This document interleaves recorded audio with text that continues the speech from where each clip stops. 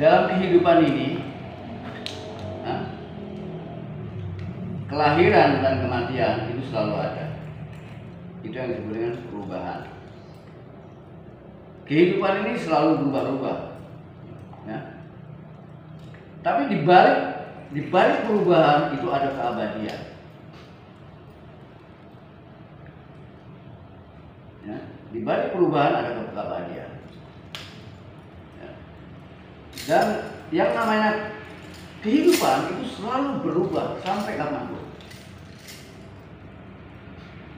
Kematian, tidur itu sebagai bentuk perubahan, peralihan, perkembangan, pertumbuhan, peralihan. Kematian itu perubahan, ya, peralihan, apapun katanya. Tapi kata-kata yang tepat adalah pembaharuan. Ya, kekekalan tanpa pembaharuan apa jadinya? Kan semua butuh diperbaharui, tapi dia tetap berada dalam kekekalan yang tak terbatas. Tapi pembaharuan terjadi, ada kadaluarsanya. Oh, ini waktunya diperbaharui, selesai, waktunya diperbaharui. Sama seperti aplikasi HP, semua diperbaharui. Ya, dan itu harus. Kehidupan ini pun seperti itu. Kematian itu hanya pembaharuan. Tidur juga pembaharuan. Yang penting sampean harus sadar. Di sana ada dua kesadaran. Sadar sebagai yang berubah dan sadar sebagai yang tidak berubah. Nah, ada dua. Nah, dua yang berbeda ini yang disebut Muhammad dan Allah. Yang berubah itu Muhammad, yang tidak berubah Allah. Itu yang disebut dalam syahadat. Saya bersaksi bahwa tidak ada Tuhan selain Allah, Muhammad adalah. Kamu bersaksi dalam dirimu ada dua. Kalau secara global Allah dan Muhammad. Secara personal ruh dan tubuh. Tubuh inilah Muhammad, ruh inilah Allah. Tubuh adalah utusan ruh. Oh iya. Muhammad adalah utusan Allah.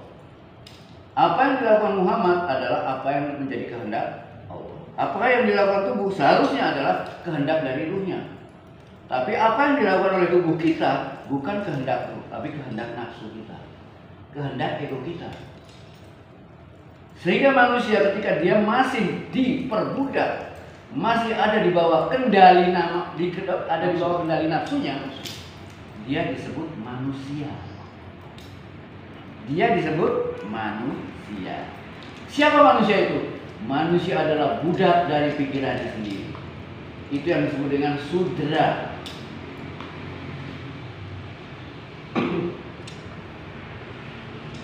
Budak.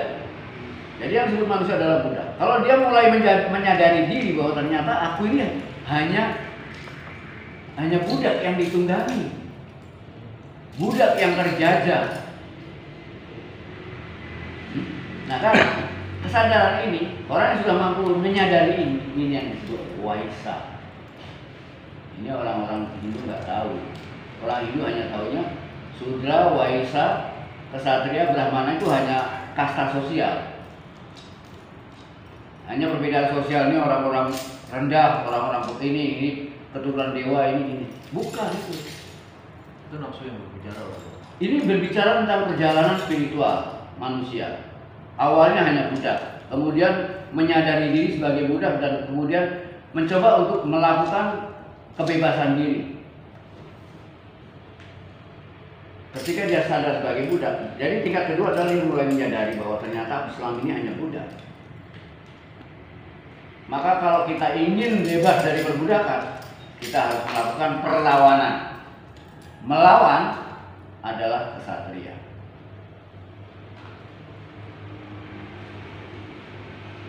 Melawan adalah kesatria.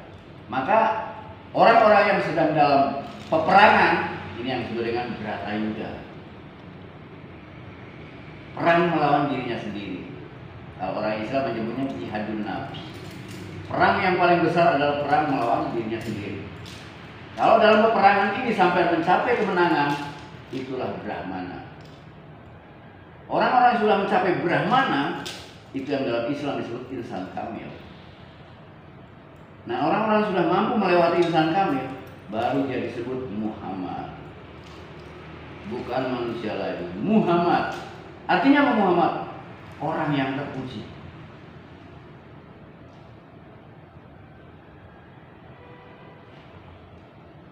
Bisa disebut Muhammad, bisa disebut Buddha, bisa disebut Siwa, bisa disebut Avatar, Mesias, Rasul, Nabi. Itu setelah dan orang-orang yang sudah mencapai ini, inilah spiritual sejati. Yang sudah mengenal siapa dirinya dan bagaimana peranan yang harus dia lakukan dalam kehidupan ini. Berarti yang pertama harus berani perang melawan nafsunya. Pertama harus mengenal, harus menyadari kita ini budak atau tuan. Kita ini slave or master. Kalau sudah menyadari, oh ternyata saya ini selama ini hanya slave, udah, sudra, hamba. Nah, orang-orang yang sudah mampu mencapai bebas dari merdeka dari perbudakan dan penjajahan oleh pikiran dan semua keterbatasan, ini yang disebut moksha.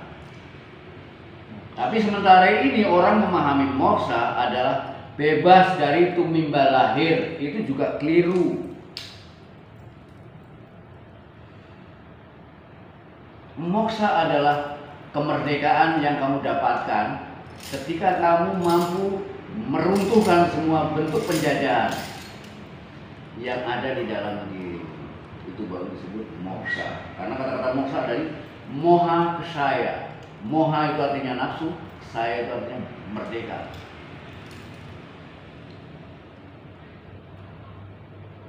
Yang namanya bebas dari tumimba lahir, bebas dari karma, tidak ada. Karena tumimba lahir akan terus terjadi sebagai bentuk pembaharuan. Hanya bedanya mereka ada yang lahir kembali karena karma, ada yang lahir kembali karena dharma. Orang-orang yang mencapai moksha, inilah yang disebut orang-orang yang mampu melakukan dharma. Dia akan lahir kembali bukan karena karma, tapi karena dharma. Sedangkan orang-orang yang lahir kembali yang lain yang belum merdeka, dia lahir kembali karena terikat oleh karma.